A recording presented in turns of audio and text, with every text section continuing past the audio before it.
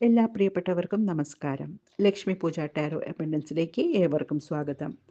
എന്ത് ആത്മീയ പരീക്ഷണത്തിലൂടെയാണ് ഞാൻ ഇപ്പോൾ കടന്നു പോകുന്നത് എന്നാണ് നമ്മളിവിടെ നോക്കാൻ പോകുന്നത്.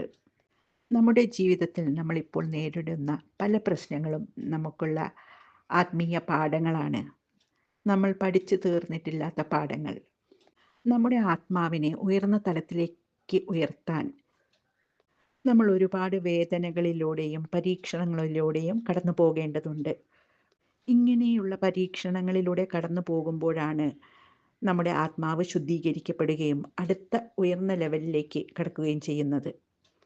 3 കാർഡുകൾ തന്നെയാണ് നമ്മൾ എടുത്തിട്ടുള്ളത്. ആദ്യത്തെ കാർഡ് നമ്മുടെ കറന്റ് എനർജി റീഡ് ചെയ്യുമ്പോൾ, രണ്ടാമത്തെ കാർഡ് എന്ത് പാസ്റ്റ് കാര്യമാണ് നിങ്ങളെ ഇവിടെ ഇൻഫ്ലുവൻസ് ചെയ്യുന്നത്, എന്ത് കാര്യത്താലാണ് നിങ്ങളിത് അനുഭവിക്കുന്നത് എന്നും, മൂന്നാമത്തെ കാർഡ് ഈ ഒരു അവസ്ഥ നിങ്ങളെ എവിടേക്കാണ് കൊണ്ടുപോകുന്നതും എന്നും റീഡ് ചെയ്യുന്നു.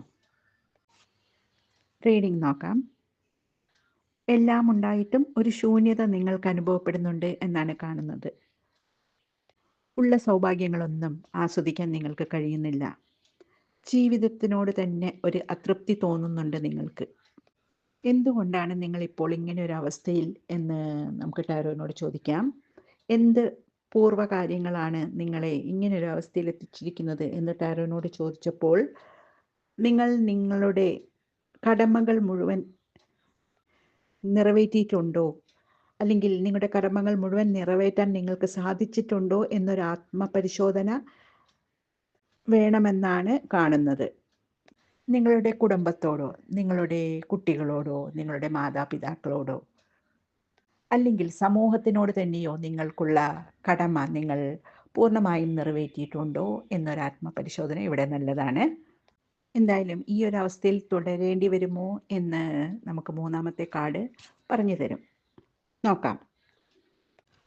ഒരു മാജിക്കിന് തയ്യാറാവൂ എന്നാണ് പേജ് ഓഫ് കപ്സ് പറയുന്നത്.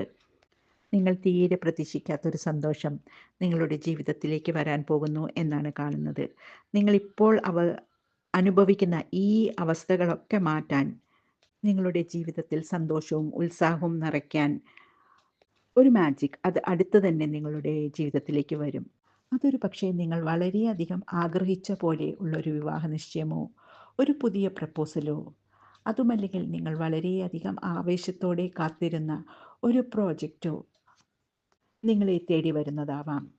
എന്തു തന്നെ ആയാലും നിങ്ങൾ തീരെ പ്രതീക്ഷിക്കാത്ത, നിങ്ങൾക്ക് വളരെയധികം സന്തോഷം തരുന്ന ഒരു കാര്യം തന്നെയാണ് അത്.